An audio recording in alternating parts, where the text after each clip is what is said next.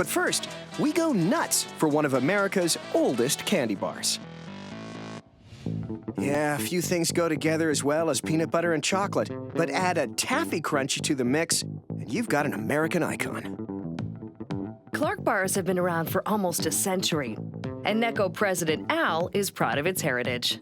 Now, the Clark bar was founded by a company in Pittsburgh, Pennsylvania, about 140 or so years ago. The actual bar itself, though, was created in 1917, just around the time of World War I. And today, Necco makes this classic candy in Revere, Massachusetts. First order of business, make the candy's rich taffy center. Corn syrup, liquid sugar, and 3 kilograms of molasses, a byproduct of making sugar out of sugarcane, are piped directly into a large kettle. It's sealed to create a vacuum inside and then heated to 130 degrees Celsius for 10 minutes. Joseph isn't a scaredy cat with all that protective gear. This taffy is very hot. It's poured onto a metal table and folded to help it cool down evenly. So much about candy making is about controlling temperature, and a cooling table is a perfect way for someone who's seasoned in making candy to actually watch the candy transfer from a very hot state to the state that it needs to be at to be pulled like taffy. And it's heavy. Each batch weighs 45 kilograms. Who knew making candy was work for tough guys? The taffy is hooked on a batch puller that spins it to introduce oxygen. Hello, oxygen. Before long, it goes from dark, sticky liquid to tan, shiny taffy.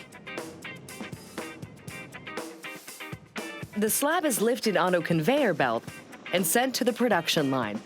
It's rolled into smooth, flat sheets by a machine called the weaver. You mean like Dreamweaver? Excellent! Once nice and flat, it's ready to be coated in peanut butter. Well, we better get some then. And since Necco go nuts for making their own, we won't have to wait too long. By making our own peanut butter, we can control the quality. We really believe that quality is an important part of making any food product, and especially something that's as good to eat as candy. I couldn't agree more. Only the best raw peanuts make their way to a destoner, which vibrates to remove any dirt that may have come along for the ride. They travel through a pipe and land on a conveyor for one final inspection. Flawless peanuts roast in an oven for 15 minutes, then into a grinder where the nuts are blended into smooth butter along with salt and sugar for flavor. The nutty stuff is piped over to where we left off with the taffy center. Back in the day, it was all done by hand, but now in a more modern era, we actually use piping to move everything. It's a lot more efficient that way. And that means more Clark bars. Peanut butter is evenly spread across the taffy. Necco uses 100,000 kilograms of peanut butter every year. The sheet is rolled to combine the peanut butter and taffy. Then it's pressed once more and rolled into a giant taffy log and onto a cart. It's time for it to meet the batch roller.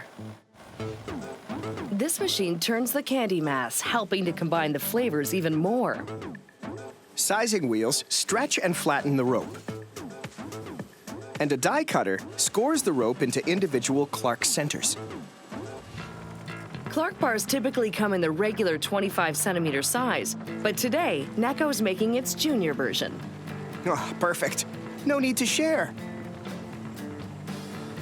The centers drop onto a circular conveyor belt and break apart as they fall into a slotted conveyor. Groovy. As the conveyor vibrates, the ladies make sure each center has found a home. It moves pretty fast, so they've got to work quickly. It's no surprise these ladies are the movers and shakers of Necco. The centers now separated, time to dress them up, starting with a chocolate shower.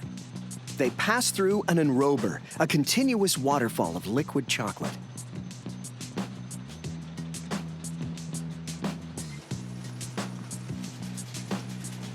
Every last bit is coated in velvety milk chocolate. How can anybody not love a chocolate waterfall? Al, do you do home installs on those? Okay, time to cool things down. The finished Clark bars enter a 40-foot tunnel chilled to 10 degrees Celsius. They travel for 30 minutes and emerge ready for the next stage, packaging.